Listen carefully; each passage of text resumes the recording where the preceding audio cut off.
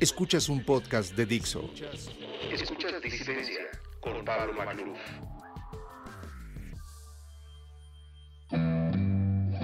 Ser parte de la sociedad no significa pensar como las mayorías. Disidencia. Conducido por Pablo Magluf. Óscar Gastelum es escritor y articulista. Sus textos han aparecido en Juristas UNAM y Letras Libres. Vive en París. ¿Qué tal, amigos? Bienvenidos a un episodio más de Disidencia. Yo soy Pablo Magluf. ¿Y con quién creen que estoy? Pues estoy con el mismísimo Óscar Gastelum. Ustedes ya lo conocen. Fue mi primer invitado, un gran amigo, un gran compañero de luchas. Es un placer volverlo a invitar. Yo siempre anuncié que tendría invitados reincidentes, frecuentes, y ahora aprovecho la oportunidad de volver a invitar a Óscar por su ya conocidísima claridad y elocuencia, pero aprovechando un poco la coyuntura porque se dio una suerte de clausura simbólica a todo lo que fue el trumpismo. Se llevó a cabo el segundo juicio de remoción, de impeachment en el Senado, y convenimos, Óscar y yo, que sería bueno dar una charla sobre todo lo que significó el trumpismo. ¿Cómo estás, Óscar? Bienvenido. ¿Qué tal, Pablo? Muy bien, muchísimas gracias por invitarme de nuevo.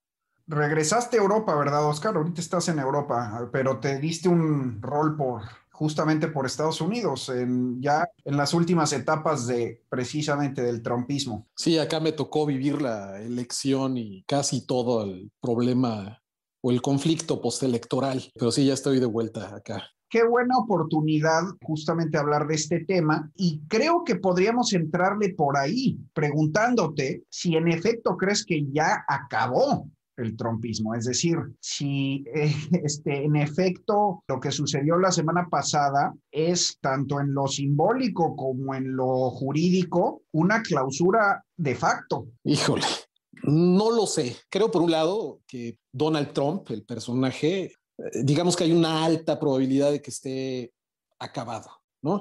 Digo, ese tipo de demagogos populistas en esta era tienen 1000 vidas, son como villanos de película de terror, ¿no? Cuando ya crees que lo mataste se vuelve a levantar y etcétera. Pero sí, lo veo muy difícil que se levante porque no es una persona particularmente disciplinada, no es un tipo que sea capaz por sí mismo de volver al poder dentro de 4 años, sobre todo sin Twitter, ¿no? Sin su herramienta primordial propagandística y sin el bully pulpit de la presidencia, ¿no? Que le permitía mantenerse vigente y presente, omnipresente, más bien. Entonces, por ahí lo veo difícil, pero el fenómeno del trumpismo, esta locura, este culto, pues no va a desaparecer tan fácilmente. No sé quién pueda retomarlo, dando por hecho que Trump esté acabado. No sé si alguno de sus hijos tenga el empaque, lo dudo mucho, o si surja algún otro demagogo, ¿no? Y eso es lo que me preocupa realmente, porque un trumpismo con un nuevo Trump, pero un Trump más inteligente, más disciplinado e incluso más pulido, sería un peligro terrible para la República. Sí, creo que otra consideración que vale la pena hacer, y para empezar esta charla, es justamente esa, Óscar. Si el trumpismo en el fondo fue una tragedia de la democracia norteamericana, o todo lo contrario, si lo piensas bien, una suerte de barrera librada, una prueba de fortaleza. Justamente, de hecho, así abren su fabuloso libro Lukianoff y Haidt, ¿no? De lo que no te mata te hace más fuerte. Es decir, una prueba de solidez, una prueba de que los valores constitucionales, los preceptos republicanos, pues resistieron lo que siempre se temía, que era un demagogo autoritario. Entonces, no sé qué lectura le das tú. Bueno, sí, puede ser. Las democracias son antifrágiles, ¿no? Necesitan tensión, pruebas para hacerse más fuertes. Son como el sistema inmune en el cuerpo humano, de tal manera que se cumple la máxima esa de Nietzsche en casi todos los casos, ¿no? Lo que no te mata te hace más fuerte. Aquí lo que me preocupa mucho es uno de los dos grandes partidos. O sea, estamos hablando de un sistema bipartidista y uno de los dos grandes partidos perdió completamente la razón. Y lo acabamos de ver precisamente en el juicio de impeachment. Un partido que tuvo la oportunidad de cortarle la cabeza a Trump, de dejarlo totalmente ya en la lona y de recuperar el control del partido, y no lo hizo, ¿no? Lo dejó vivir, tomaron la decisión de seguir dependiendo de él, y eso es algo muy preocupante, ¿no? Y sobre todo, ¿por qué? Porque esos senadores que votaron en contra más bien a favor de Trump, lo hicieron no porque ellos sean furibundos trompistas fanáticos. En el Senado, la mayoría de los republicanos son tremendamente cínicos. Lo hicieron porque le tienen pánico, terror a su propia base. Entonces, ahí está el gran problema. La base es lo que está enfermo. Entonces, si tienes a millones de personas convencidas que ya básicamente le dieron la espalda a la realidad y le dieron la espalda a la democracia liberal, entonces tienes un problema a largo plazo, ¿no? Dependerá, creo yo, del éxito de Biden, de su gobierno, para jalar a la mayor cantidad de republicanos al centro. Pero por lo pronto el panorama no se ve muy bueno que digamos. O sea, bajo esa consideración dirías tú entonces que Trump es el síntoma, es digamos que la pus. Es un síntoma, pero también es un acelerante, ¿no? O sea, aceleró una dinámica perversa que venía ya desarrollándose en la democracia norteamericana. Ayer estamos grabando esto un día después de que murió Rush Limbaugh, ¿no? Que fue, digamos, el hombre que inició esta putrefacción del conservadurismo norteamericano, ¿no? De Rush pasamos a Fox News, y en el plano político, digamos, el rostro fue el líder de la Cámara durante la era de Clinton, Newt Gingrich. O sea, ahí se pusieron las bases, los cimientos de lo que estamos viendo ahorita.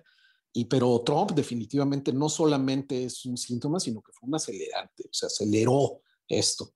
También se podría argumentar que los fantasmas que animaron al trumpismo en realidad son mucho más antiguos que eso. Pues por ahí puede uno encontrar antecedentes desde Andrew Jackson, incluso antes, Andrew Johnson, Buchanan, el nativismo, todo esta política canchera, nacionalista, populista, pues no es nueva, ¿no? Y si aceptamos esa teoría, quiere decir que en realidad ni es nuevo el trumpismo, ni se va a morir ahorita con el final de Trump. Es decir, son fuerzas y demonios que de alguna manera son cíclicos, reencarnan, reaparecen, se duermen un rato, vuelven a surgir y con los que hay que convivir continuamente, ¿no?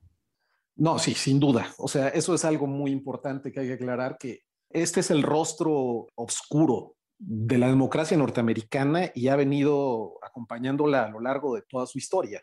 Efectivamente, Trump no solamente es un chauvinista furibundo, sino racista. Creo que el racismo es el pecado original de la República Norteamericana.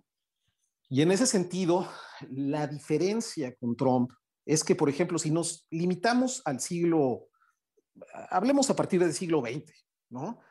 Hablemos del Estados Unidos ya potencia global. Hay antecedentes muy claros de este trumpismo, obviamente para empezar en la era con las leyes de Jim Crow en el sur, la segregación racial, demagogos estilo Huey Long, el mismo piloto que creó un movimiento que se llamaba America First, que no es coincidencia que Trump se lo haya copiado el nombre. Esa es influencia directa de Steve Bannon, lo más cercano a un ideólogo que ha tenido el trumpismo, aunque Trump es un tipo muy indisciplinado, como ya dije, es muy inconstante, entonces no es él mismo, no sigue una ideología, es más un psicópata narcisista que, vamos, está sobre todo preocupado por sí mismo y sus intereses, ¿no? Pero sí hay algo detrás, obviamente. Lindbergh, que es el piloto que creó esta corriente, era pro-nazi, no quería que Estados Unidos interviniera en la Segunda Guerra Mundial.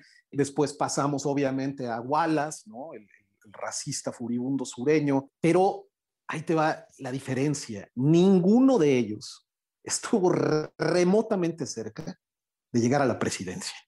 Trump llegó a la presidencia. Trump se apoderó de uno de los dos grandes partidos y en el momento en el que se apoderó de uno de los dos grandes partidos se convirtió en un candidato viable automáticamente. Porque en un sistema bipartidista hay millones de personas que se ponen la camiseta del partido y que dicen, no me importa quién sea el candidato, yo voy a votar por mi equipo, siempre. Entonces, esa es la gran diferencia. Trump llegó a la presidencia y estuvo ahí 4 años socavando a la República y haciendo un daño terrible. Eso es lo que me preocupa. Ahora que mencionas a Lindbergh, pues es uno de los personajes centrales de la fabulosa novela de Philip Roth, The Plot Against America, que en su momento pareció pues política ficción, ¿no? Un mal augurio. Justamente lo que dices es política ficción porque nunca nadie hubiera supuesto que Lindbergh llegaría a la presidencia. Pero conforme la realidad empezó a comerse a la ficción, nos dimos cuenta que Philip Roth en realidad escribió un presagio muy atinado, ¿no? Así es, totalmente, que por cierto, adaptaron esa magnífica novela de Roth. HBO hizo una miniserie de, creo que son 5 episodios, que es maravillosa y que todos nuestros oyentes deberían buscarla y verla. Y que además verla en pleno trumpismo fue escalofriante, escalofriante.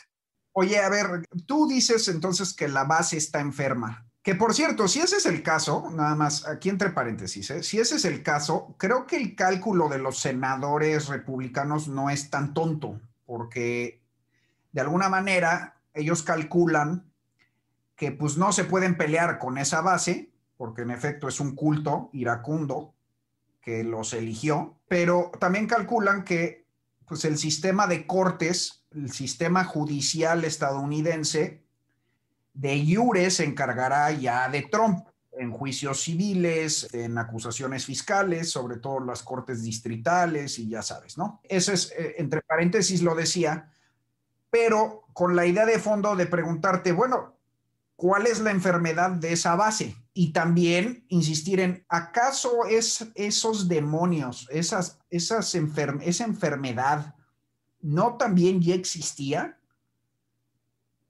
¿O es un deterioro contemporáneo? Sin duda siempre han existido esas corrientes, esos impulsos, esas pulsiones. El problema cuando una sociedad se enferma es que esas pulsiones se vuelven mainstream.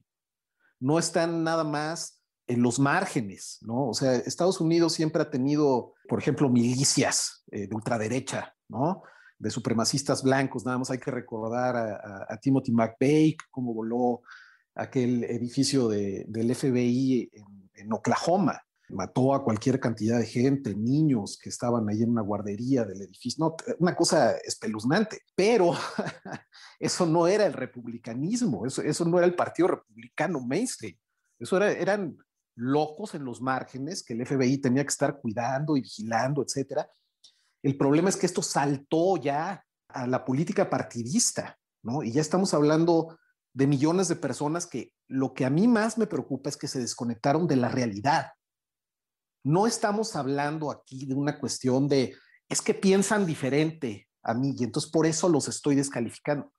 Todos tenemos derecho a nuestras opiniones, pero no a nuestros hechos. Y esta gente vive en otro planeta, en un mundo de fantasía. Y eso es algo en lo que sí contribuyó muchísimo Trump.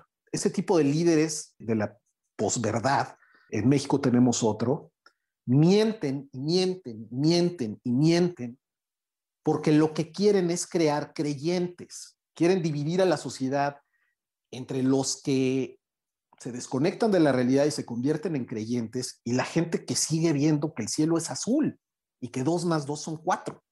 ¿Me explico? Sí, ahora, pero la verdad es toda la sociedad gringa, yo diría, porque pues el Partido Demócrata también, ¿no? O sea, tiene unos locos ahí que no lo puedes creer. O sea, las Ocasio-Cortez y las Elizabeth Warren y las Ilhan Omar. Yo sinceramente te lo digo, y tú sabes que yo no soy fan de AOC, pero es simple y sencillamente una política con ideas con las que yo no comulgo y que además en la era trumpista me parecía una imagen terrible para atraer a los votantes de centro y a los indecisos, ¿no? Ese es mi gran problema con AOC. Pero yo a AOC realmente no la compararía con estos cuates. O sea, es lo que te digo, realmente hay una diferencia muy, muy grande. Ahora, por supuesto que en la izquierda hay loquitos y hay pulsiones autoritarias y movimientos que son muy preocupantes.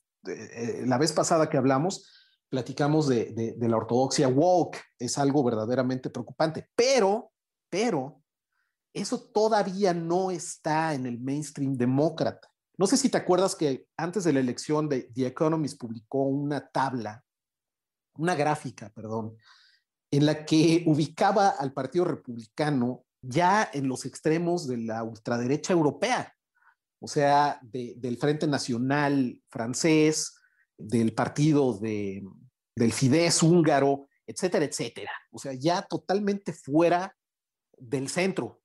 Y el Partido Demócrata estaba ahí todavía, al lado del Marché y de otros partidos total y absolutamente mainstream, moderados, centristas. Te repito, sí hay movimientos muy peligrosos y que deben de preocuparnos, pero yo creo que con la salida de Trump van a perder mucha fuerza. O sea, es muy difícil que el discurso de esa gente siga teniendo eco en un mundo, en un país en el que el abuelito Biden vive en la Casa Blanca y Kamala Harris, una mujer negra, es su vicepresidenta y están implementando un programa económico que va a beneficiar a los más necesitados. ¿Me explico?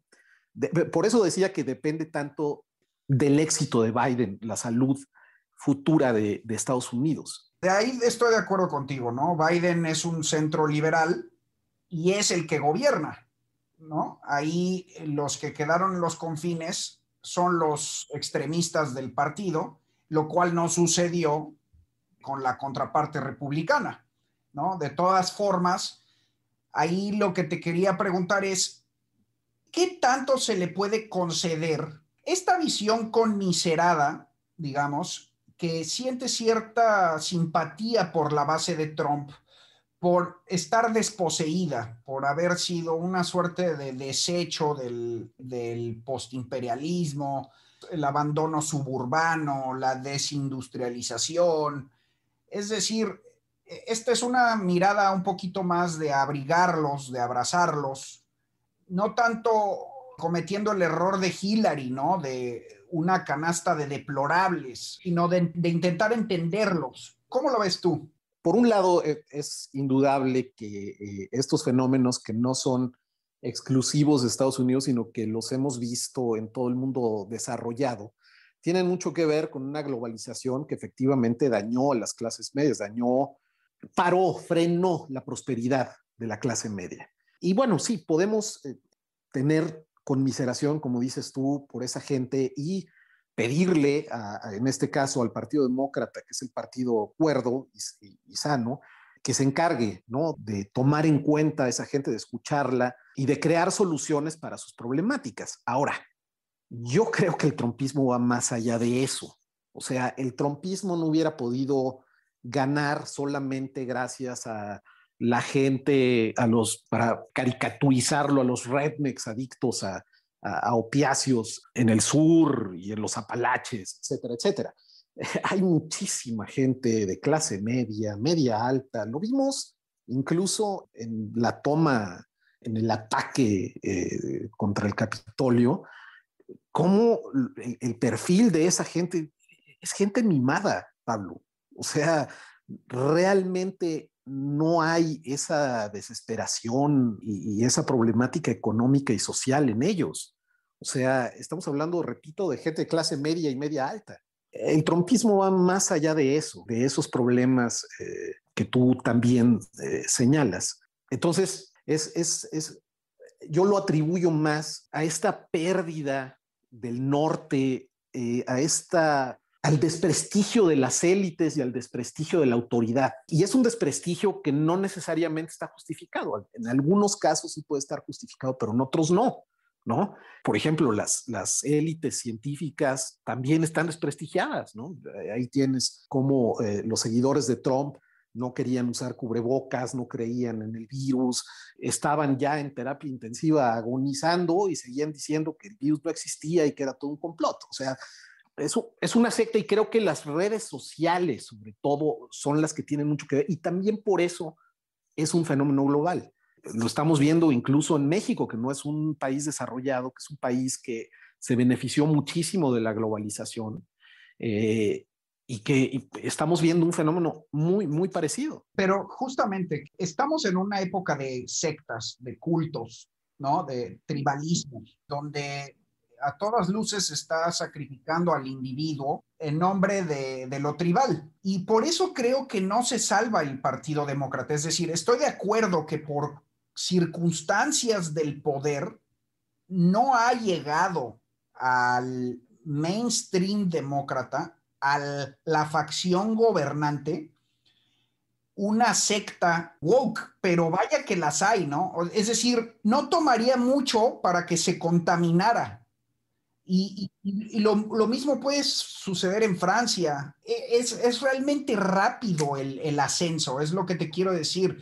Yo creo que toda la sociedad está descompuesta. Es más, te diría, por ejemplo, es muy rápido, Gastelum, no sé qué opinas, pero es relativamente sencillo que prenda la hoguera, que corra la pólvora de la posverdad. Y yo diría, por ejemplo, que sus orígenes están en incluso la administración de Bush, ¿no? O sea, acuérdate cómo empezaron a mentir sobre Irak y pues eran políticos que no tienen nada que ver con este culto.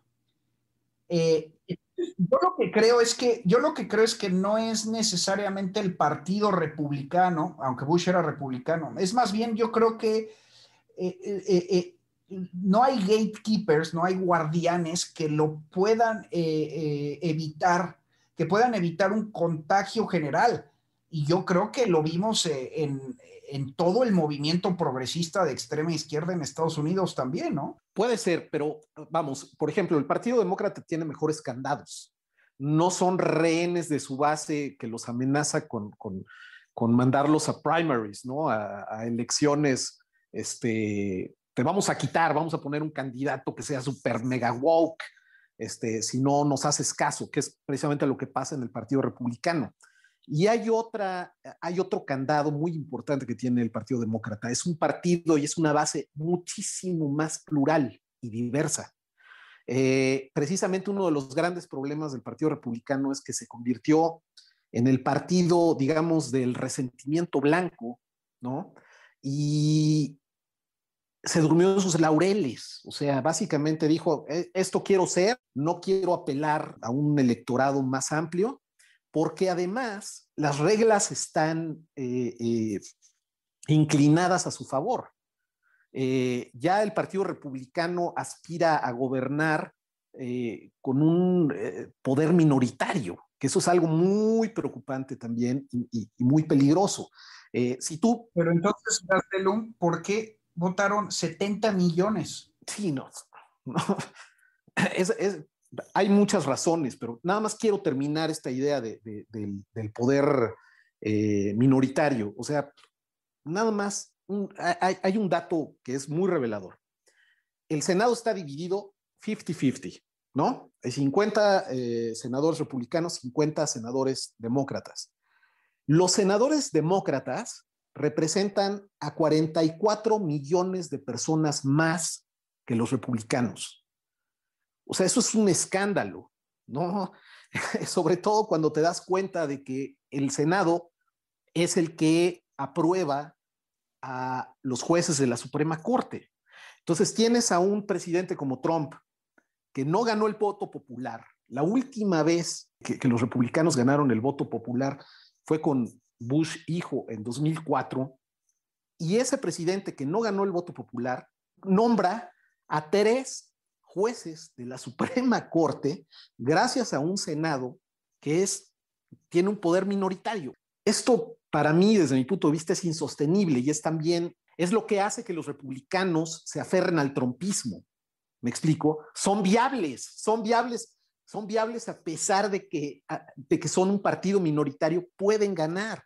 Trump perdió la elección por 7 millones de votos y aún así estuvo a punto de reelegirse. Sí, entiendo hacia dónde vas. Digamos que el partido está en un cul-de-sac, en un callejón sin salida, donde para seguir ganando se tienen que radicalizar aún más, pero eso los lleva a perder mayorías, lo cual los hace radicalizarse aún más para poder seguir ganando. Es un círculo vicioso, exactamente. Y eso no le sucede al Partido Demócrata, también en parte por demografía, ¿no? Y por reubicación urbana y cosas de estas, es decir... Es lo que te decía, es tan diverso el Partido Demócrata. O sea, si tú analizas quién llevó a Biden, quién le entregó el boleto de candidato demócrata, fueron los afroamericanos, los votantes afroamericanos, que son los más moderados de la base demócrata. O sea, los loquitos woke suelen ser los blancos de San Francisco, y etcétera, etcétera. Esos son los locos woke. Los afroamericanos del sur que le dieron a Biden la candidatura demócrata suelen ser súper moderados. Y esa es la base demócrata. Y es lo que hace que el Partido Demócrata no se haya enfermado con el mal de nuestro tiempo de una manera tan dramática como sí lo hizo el republicano. Sí, muy buena aclaración. La verdad creo que tienes un gran punto. Ahora bien, siguen siendo 70 millones de votantes por Trump, no todos de su base, lo cual quiere decir que buena parte de ellos, decenas de millones, probablemente estuvieran votando en rechazo a los demócratas por todas estas ideas que te digo, ideas de progresismo extremo. Habiendo vivido en Estados Unidos yo muchos años, sí me queda claro cómo alguien no trumpista se puede asustar de las locuras extremas del Partido Demócrata, que, repito, tienes toda la razón, afortunadamente no han llegado al mainstream. Sí, no, sin duda. Y sobre todo, en eso basó su campaña Trump, como siempre, en el miedo, en la división. Cuando se enteró que las mujeres de los suburbios ya no votaban por él desde 2018, que le dieron un triunfo contundente a los demócratas en el Congreso, inmediatamente empezó a decir: van a acabar con los suburbios, van a echar atrás todas las reglas de vivienda, que eso es una forma vamos, es un discurso racista escondido, ¿no? En pocas palabras está diciendo: los van a invadir los negros en los suburbios, ¿no? Se van a mudar unos negros al lado de tu casa. Entonces, Trump usó todo esto, atizó el miedo, el terror. Todos vimos las manifestaciones de Black Lives Matter durante el verano. Según un estudio muy, muy, muy serio de una organización que se dedica precisamente a medir violencia urbana, etcétera, etcétera, el 93% de las manifestaciones fueron 100% pacíficas. Pero el resto, el otro 7%, hubo cosas terribles, ¿no? Hubo saqueos, quemaron una estación de policía, cosas verdaderamente dramáticas que Trump agarró y empezó a golpear con eso. Esa fue su campaña. Cuidado, estos son los que van a llegar, a pesar de que Biden se desmarcó, condenó 1000 veces. Yo no sé si te acuerdas cuántas veces lo comentamos en el verano, en privado. Tiene que desmarcarse Biden, y al otro día salía Biden y se desmarcaba. Tiene que condenar a los vándalos, y salía Biden y condenaba a los vándalos. Pero a pesar de todo, repito, Esa fue la estrategia de Trump. Golpear y golpear con el miedo, el miedo, el miedo, el miedo, el miedo. Y sí, obviamente tuvo mucho éxito. A pesar de que perdió por 7 millones de votos, tuvo más votos que la primera vez. Creo que ahí también tuvo mucho que ver un efecto de normalización. Digamos que cuando surgió allá por 2015, pues sí horrorizó a los norteamericanos, a buena parte de los norteamericanos, que no estaban acostumbrados a escuchar a un político del mainstream hablando contra los mexicanos y etcétera, etcétera, ¿no? Todo lo que hizo. Pero 4 años después, la gente realmente no es junkie de la política como tú y yo. Hay un déficit educativo, cívico terrible en las democracias de Occidente y sobre todo en Estados Unidos. Entonces la gente no sabe reconocer a los enemigos de la democracia, no sabe cuál es el daño que le están haciendo a las normas o qué importancia tienen las normas, etcétera, etcétera. La mayoría de la gente agarró, vio, pasaron 4 años, la Casa Blanca está ahí, no está en llamas, no se quemó, pues no pasó nada, ¿no? Y eso normaliza al personaje. Entonces, y es un proceso casi inevitable desde el instante en que ganó la presidencia. De hecho, creo yo que el ataque contra el Capitolio terminó siendo paradójicamente positivo porque hizo evidente el daño del trumpismo. ¿Me explico? Esto ya no se trataba nada más de normas no escritas. No, esto fue ver a estos salvajes matando a golpes a policías, entrando al Capitolio, profanándolo. Fue mucho más explícito, fue trumpismo explícito. ¿Me explico? Entonces, creo que hay muchas razones por las cuales Trump ganó más votos. Creo que esas son 2 de ellas. La campaña de miedo, que solamente un candidato como Biden pudo haber aguantado. Si los demócratas hubieran nominado a alguien más, se le hubiera pegado muchísimo más toda esta cuestión del miedo y híjoles, son los comunistas, es la ultraizquierda la que se va a apoderar de esto. Biden aguantó por ser un personaje con medio siglo en los reflectores, que la gente conoce, que además es total y absolutamente, no es una amenaza para nadie, ¿no? Es un hombre blanco, viejito, moderado, ex vicepresidente, senador durante 4 décadas, etcétera. Sí, digamos que más allá de los partidos y de los personajes y de las instituciones y de las cofradías o de las afiliaciones, de las ideologías, de lo que quieras, como que entonces finalmente lo que vemos es que hay un asalto al liberalismo, ¿no? Es en esencia lo que está sucediendo. Es decir, y me parece que tú fuiste el que alguna vez dijo que el liberalismo es una guerra que se pelea en 2 trincheras, en 2 frentes siempre. Pareciera que eso es lo que realmente está atravesando la República estadounidense. El liberalismo está a prueba por muchos lados, más allá de banderas, más allá de partidos, más allá de todo lo que decimos. En el fondo, visto más como una lucha secular, como una lucha de la civilización, una lucha del siglo, del zeitgeist de nuestros, digamos, de nuestros tiempos, del espíritu de nuestros tiempos. Ese es el asunto, ¿no? Ese es el asunto medular.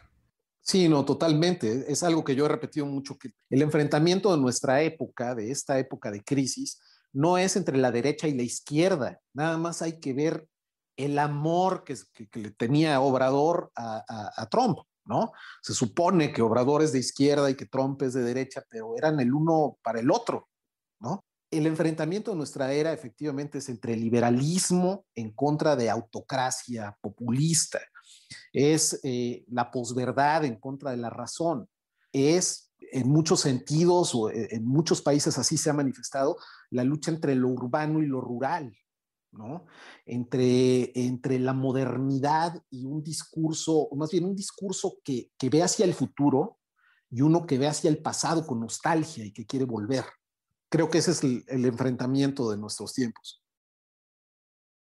te propongo diseccionar un poco más al personaje de Trump, más allá del personaje mitológico, sino más bien al personaje real de carne y hueso, porque me parece que ahí hay otro elemento muy siniestro, triste, diría yo, a la vez que nauseabundo y repugnante, pero es el siguiente, ¿no? Y es que, a diferencia de Obrador, por ejemplo, yo creo que López Obrador es un prestidigitador y es un gran farsante y lo que quieras, pero de alguna forma, pues sí ves los vasos vinculantes con su pueblo, ¿no? Con su base.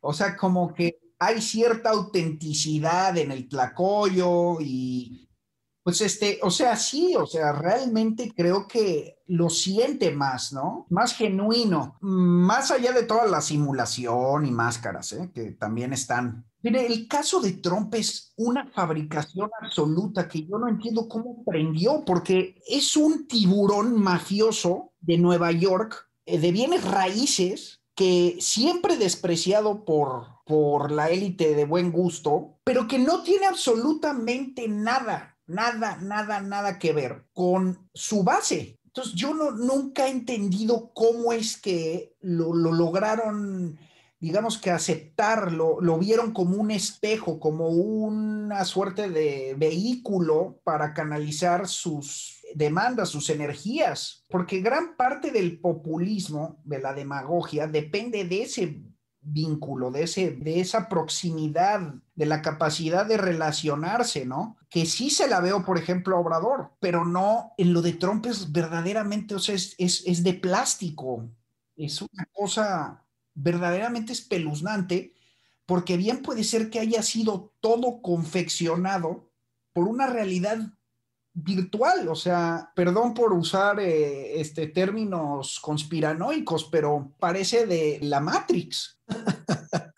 Sí, sí, pero sí hay vasos comunicantes, Pablo. No me acuerdo quién fue el que dijo, creo que fue David Fromm, pero no estoy seguro, que Trump era la idea de el hombre exitoso que tiene un perdedor. O sea, un perdedor se imagina un exitoso así, como Trump. Entonces, una buena parte de su base, yo creo que dice, si yo tuviera dinero, yo sería como ese güey. Así, me rodearía de oro, diría lo que quisiera de las mujeres, de los negros, no me limitaría, yo así sería, yo así quiero ser. O sea, sí hay un componente aspiracional ahí bastante revelador.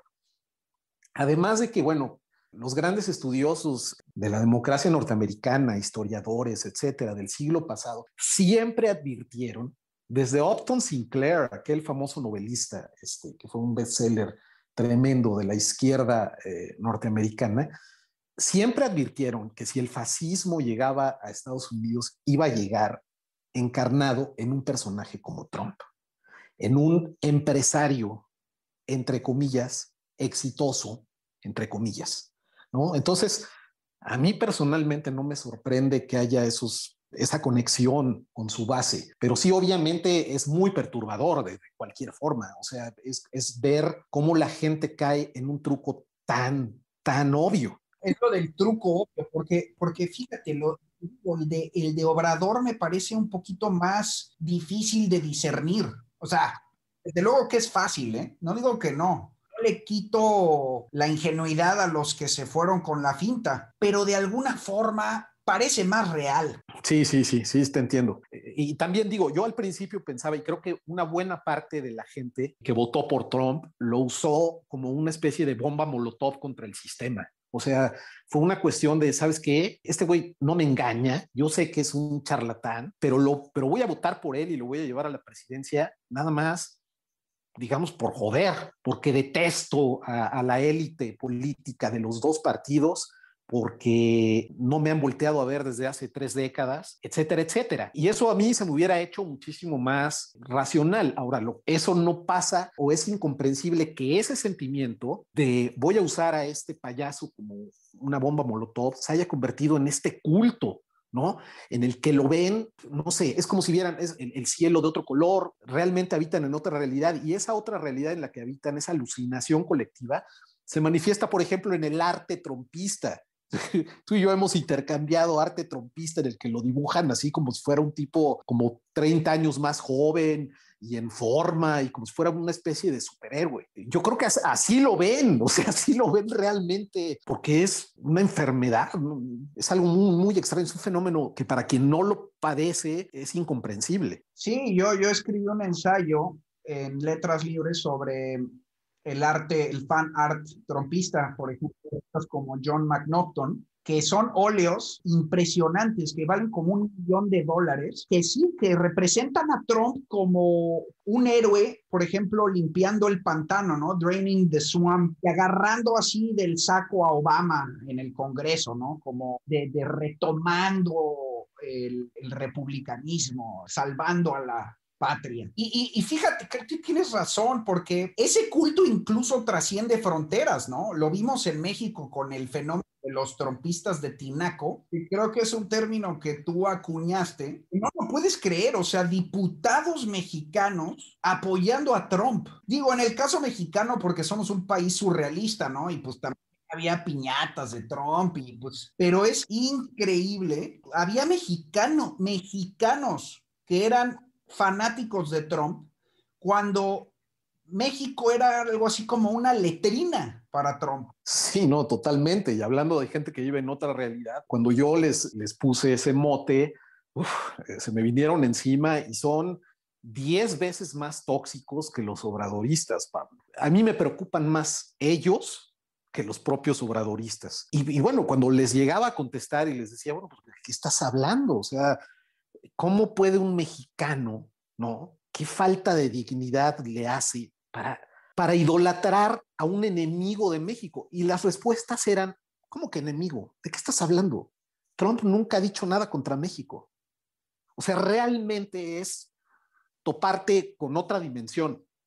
O sea, discutir con gente que vive en otra realidad, es lo que te decía hace rato. O sea, ni siquiera era una cuestión de, pues sí, sí nos ataca y tiene razón. No sé, racionalizar de alguna manera los ataques, las humillaciones, las amenazas, el maltrato constante, etcétera, etcétera. No, era una negación absoluta. Trump nunca ha hecho nada malo contra México, nunca ha dicho nada. Hablando justamente de diseccionar al personaje de carne y hueso, esto que dices, por ejemplo, se muestra de forma muy clara en la supuesta masculinidad, ¿no? O sea, mucha gente abrazó a Trump como un portaestandarte de la nueva masculinidad necesaria para reivindicar al hombre por los excesos misándricos del neofeminismo, lo cual es verdad, ¿eh? O sea, tú sabes que yo pues, repudio algunos de los resortes autoritarios del neofeminismo, me parecen muy peligrosos, pero y sí concedo además de que necesitamos reivindicar, defender de cierta forma la masculinidad perdida, refundarla. Necesitamos una nueva masculinidad, una nueva y mejor masculinidad. Pero ¿a quién demonios se le ocurre erigir como portaestandarte a un mal perdedor? Y para mí no hay nada más distanciado de un hombre que alguien que no sabe perder. Entonces, es realmente muy irónico que estos nuevos machos busquen la masculinidad en alguien tan poco masculino o en una idea totalmente retorcida de la masculinidad. Claro, no, totalmente. O sea, y sí, va desde lo físico, desde lo grotesco de su físico, se maquilla más que una geisha, el pelo, el tinte de pelo rubio platinado, una persona totalmente inmadura, ¿no? Una persona sin honor, una persona sin palabra, un mentiroso absoluto, una persona que además, yo creo que en esa gran tradición de la masculinidad norteamericana que nos enseñó Hollywood, ¿no? Por ejemplo, de John Wayne y ese tipo de hombres, lo que los caracterizaba es que defendían al débil, ¿no? En contra de los bullies, ¿no? Y este es un bully que abusa de los débiles, que es pusilánime frente a los poderosos. Nada más hay que ver la manera en la que se comportaba con Putin y otros autócratas. Entonces, sí, efectivamente es una concepción total y absolutamente retorcida de la masculinidad, es ridícula. Además, todos ellos en el fondo eran muy caballerosos, ¿no? Muy a menudo en el cine, en el western, salvaban a las mujeres de los outlaws violadores o de verdaderas situaciones de vulnerabilidad. Y Trump, pues digo, ya sobra decir que era un pinche desgraciado, ¿no? Con las mujeres. O sea, está plenamente demostrado. Sí, no, es un patán, ahí está la famosa grabación de Access Hollywood, que hubiera acabado con la carrera de cualquier político, menos de este payaso. Y obviamente, pues la cantidad enorme de denuncias que hay en su contra, ¿no? Cuando es un caso, todavía puedes dudar, pero cuando ya están acercándose a la veintena de mujeres acusando, pues no, ya es muy obvio que hay ahí un patrón. Además de que el tipo no lo oculta, nada más hay que ver la manera en la que se comportaba, en la que se comportó con Hillary durante la campaña, en la que se comportó con Angela Merkel durante todo su gobierno. O sea, es un tipo que desprecia a las mujeres poderosas porque se siente intimidado por ellas. Ahora, quiero aclarar nada más que yo no tengo ningún tipo de nostalgia por la masculinidad John Wayneista, pero se supone que esa es la masculinidad que reivindican los conservadores, ¿no? O sea, entonces resulta absurdo que tomen a un tipo como el que acabamos de describir y que lo presenten como un defensor de la masculinidad tradicional. Es realmente absurdo. Ahora bien, Gastelum, la verdad es que, mira, aquí yo tiendo a ser un poquito más relajado. Yo creo que Trump sí le prestó cierta frescura al lenguaje político. Digo, no quiero ser apologista para nada de Trump, ¿no? Y creo que es gravísimo en su totalidad. Para nada celebro lo más mínimo de su paso por la historia, pero de alguna forma, este arrojo de incorrección política pues a veces le quitaba cierta atención a la formalidad y creo que se puede ver de una cierta manera como menos hipócrita, porque mira, hay muchos políticos muy perversos que están totalmente disfrazados de hombres honorables. Trump de alguna forma era muy sincero en ese sentido. O sea, era abierto, es decir, era un patán, pero en serio, o sea, sin simular nada, ¿no? Y yo confieso que a mí sí me sacó algunas veces pues risas, sobre todo con sus apodos, ¿no? O sea, Little Rocket Man, que le decía a Kim, ¿no? Pues mira, no lo sé, hablando de políticos siniestros que parecen gente muy decente, pues ahí está McConnell, ¿no? Sería un ejemplo, es un tipo que jamás se excedería, insultaría, etcétera, etcétera, y sin embargo es pues un canalla. Pero bueno, es que el trumpismo, tanto Trump como sus simpatizantes ya confundían la corrección política con decencia elemental. ¿No? O sea, ay, no seas político, no seas políticamente correcto cuando, no sé, hablaba de que todos los mexicanos eran violadores, cosas así. Creo que se le pasó la mano siempre. Los apodos, bueno, no sé, algunos estaban bien, otros no fueron muy exitosos, que digamos. Pero bueno, no lo sé, no creo que alcance a reivindicar absolutamente nada del trumpismo, su supuesta frescura, ¿no? Con la excusa de la incorrección política, pues llegaban hasta lo vulgar. Y cualquier frescura que pudo haberle aportado al discurso político, la arruinó abriendo una caja de Pandora y liberando demonios que va a llevar un buen rato volver a guardar. Creo que el daño que le hizo al discurso público es mucho mayor que cualquier frescura, repito, que le haya aportado. Vayámonos por ahí de los demonios para cerrar, Gastelum. Mira, a todas luces, según diversos reportajes, hay plena documentación de que, pues en las horas más aciagas, en los últimos momentos ya a punto del crepúsculo, digamos, de alguna manera sí se reactivaron los guardianes de la República, los escondidos, particularmente ahí, pues tal vez la comunidad de inteligencia, el Departamento de Estado, el cuerpo diplomático, ciertas alianzas, no sé, tal vez este polígono que Sir Wright Mills llamó la élite del poder, ¿no? En pocas palabras, podríamos decir que el Deep State.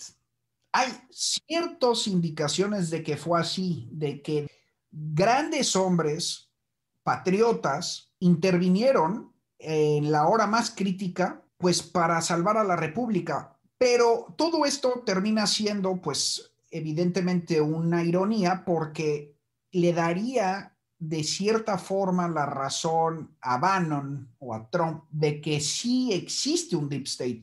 Ahora, yo creo, o sea, incluso creo que tú también, ya me dirás, pero te encontrabas implorando, en mi caso, implorando de que sí existiera un deep state republicano, que le dieran la madre a Trump, pero eso solo significaría que en el fondo tenía razón Bannon, que hay un poder metaconstitucional escondido que nadie nunca elige, lo cual pues supone una paradoja, un dilema muy interesante, ¿no? Bueno, yo para empezar, estoy seguro de que existe, que no tiene absolutamente nada de perverso, ni mucho menos. O sea, estamos hablando de la gente que trabaja en el servicio civil, por ejemplo, ¿no?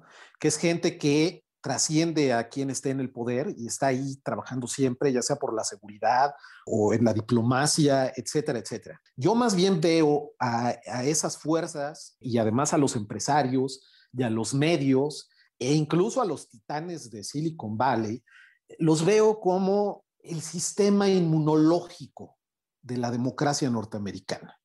A mí me importa muy poco si Bannon chilla. Bannon es un enemigo de todos los valores de la República y es alguien que ha reconocido abiertamente que quiere destruirlos. Entonces, ¿qué espera?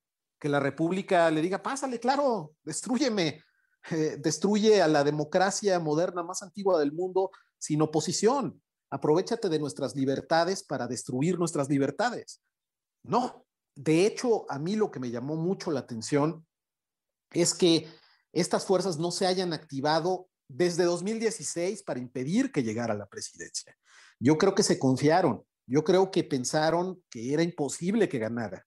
Repito, yo no creo que sea nada siniestro, creo que es simple y sencillamente una defensa de las instituciones. Hay un reportaje que publicó Time muy interesante de cómo se unieron activistas, empresarios, etcétera, etcétera, para evitar que Trump se robara la elección. Claro, que no se hayan activado en la primera vez, en el 2016, que haya llegado Trump, quiere decir exactamente que sí hay democracia, es decir, que cualquiera en efecto puede llegar. Claro, sin duda. O sea, es lo mismo que pasó en México con Obrador, y Obrador sigue atacando al INE a pesar que ganó una elección con el 53% de los votos, ¿no? Y sigue hablando de que los fraudes y de que el INE y que no sé qué. Por supuesto, fue una prueba de que el sistema funciona, de que el sistema no está arreglado, como dice el propio Trump, aunque bueno, no debemos olvidar que Trump denunció la elección que ganó como un fraude, porque le molestó mucho que Hillary ganara el voto popular por 3 millones de votos y entonces dijo que 3 millones de indocumentados habían votado. Qué casualidad, ¿no? Exactamente 3 millones. Sí, sin duda, el triunfo de Trump demostró que el sistema no está arreglado, pero yo lo que hubiera esperado es una reacción del establishment republicano, porque esta no era una cuestión partidista. O sea, estar contra Trump no es estar contra el Partido Republicano, es estar en contra de un personaje autocrático que es el enemigo número uno de los valores y principios más sagrados del país. ¿Ok? Entonces yo hubiera esperado que los republicanos hubieran dicho, ok, nuestra base eligió a este cuate como el candidato, pero nosotros le vamos a dar la espalda, ¿no? Y vamos a llamar a votar por Hillary, por el bien de la República, que es algo, por ejemplo, que pasó ya 2 veces en Francia. aunque Francia tiene la gran ventaja de la segunda vuelta y que es una democracia que no es bipartidista, ¿no? Pero ¿cuándo fue? En 2004 llegó Jean-Marie Le Pen, que es un Trump, un fascista, en contra de Jacques Chirac a la elección. Y los votantes franceses de izquierda y de derecha, Chirac era un político de derecha, votaron en contra de Le Pen para evitar que el fascismo destruyera a su república. Eso es algo que yo esperaba que sucediera en 2016 en Estados Unidos y me decepcionó mucho que no sucediera. Entonces, bueno, si ahora sí hubo una reacción que creo que sí fue muy evidente y que ahí están ya los reportajes haciendo una crónica de qué pasó, de quiénes se organizaron, de cómo, de qué hicieron, cómo evitaron que este cuate presionara a las autoridades electorales locales para robarse la elección que perdió. Y bueno, también tendríamos que hablar de la reacción de las redes sociales, de cómo por fin lo echaron, etcétera, etcétera. Una buena parte de esos guardianes yo creo que terminaron reactivándose también por el enorme daño que Trump suponía para el poder global de Estados Unidos, ¿no? Para la presencia geopolítica. Terminó destruyendo prácticamente toda la Alianza Atlántica, perdiendo todas las posiciones en el mar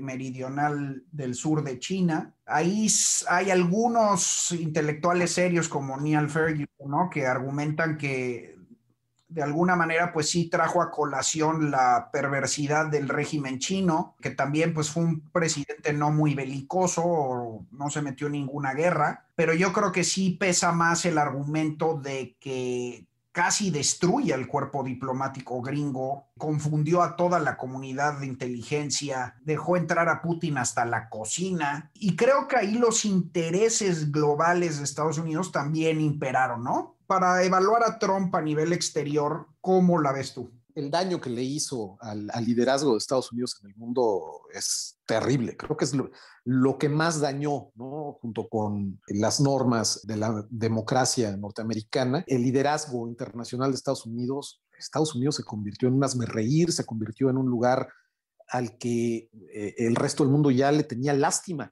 en lugar de respeto y admiración, ¿no? Como tradicionalmente sucedía.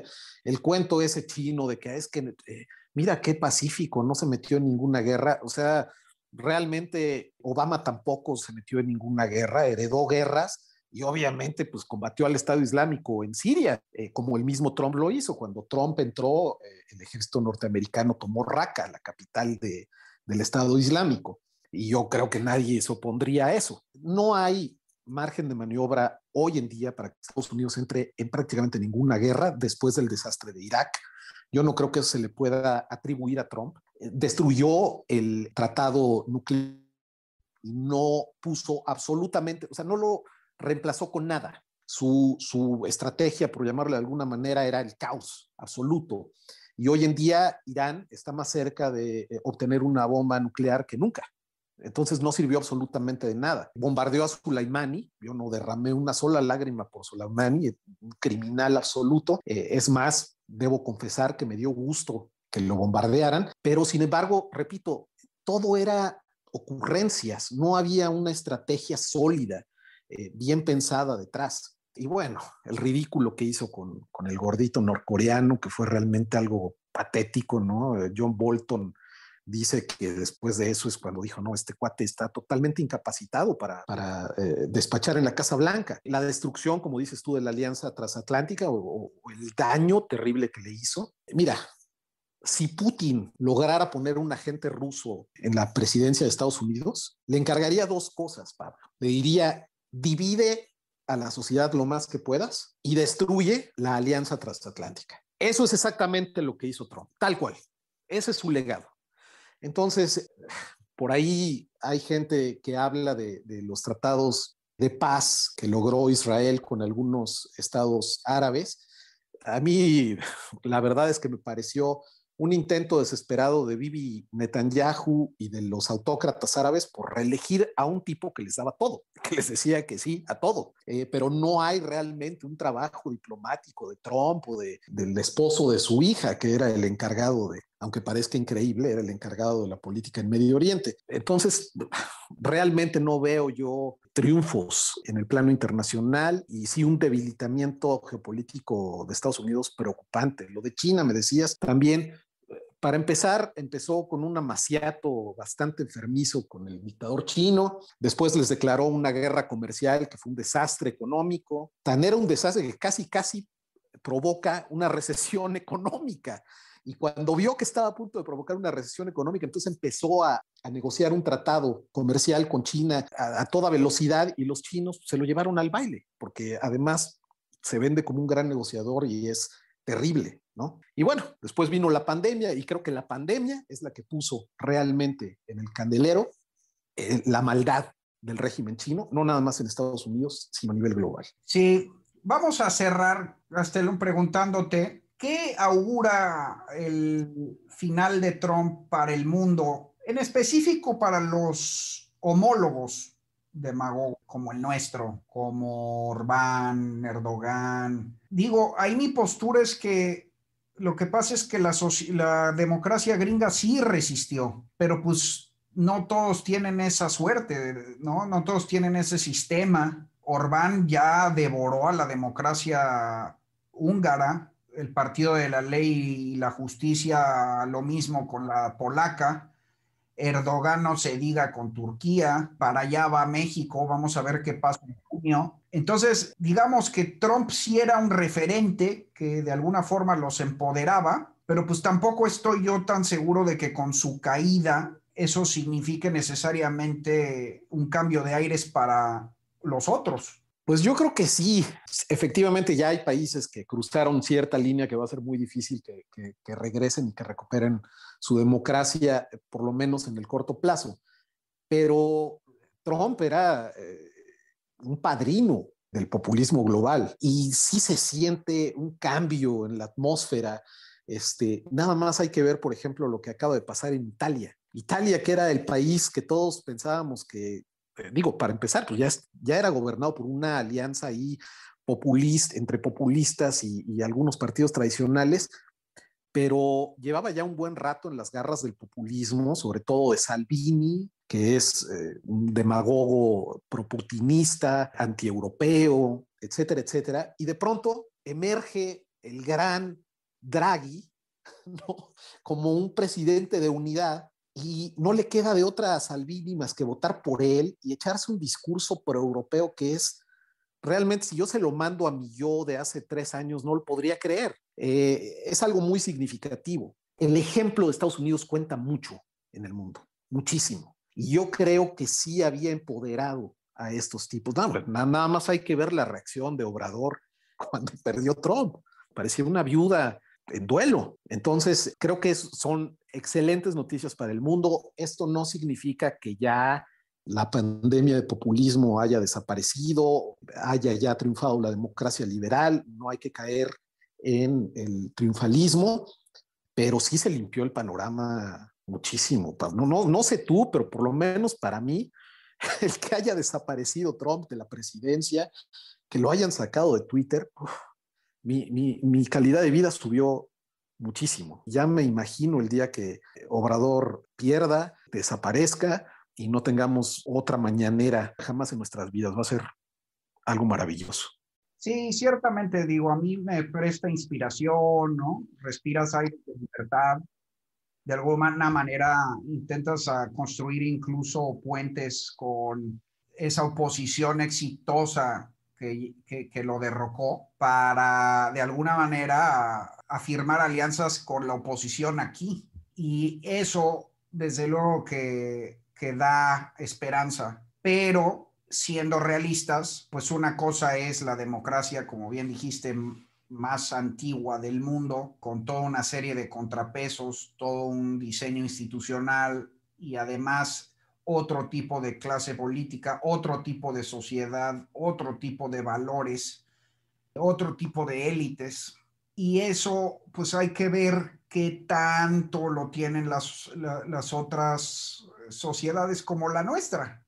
No estoy tan seguro. Bueno, pues de eso justamente se trata nuestro propio experimento con la demagogia, ¿no? O sea, en el fondo, esa es justamente la pregunta, si vamos a sobrevivir, si nuestra joven e incipiente democracia va a ser suficientemente sólida o no. Y pues tal vez no. Digo, Venezuela se descalabró y pues ve tú a saber cuándo vuelvan a salir, ¿no? Yo creo que ese es justamente el desafío. Ahora, we're about to find out. Ya estamos a unos meses. Sí, bueno, querido Gastelum, pues es un placer como siempre, ya sabes, con mucho cariño, invitadazo de honor. La verdad es que una magnífica charla y desde ahorita te extiendo la invitación para la tercera. Esperemos que sea pronto. Muchísimas gracias, Pablo. Será un placer. Y antes de despedirnos, de acabar, quiero mandarle un saludo a nuestros tropistas de Tinaco que ya superen su pérdida, por favor. Hasta la próxima, queridos amigos. Yo soy Pablo Magluf. Nos vemos en el próximo episodio de Disidencia.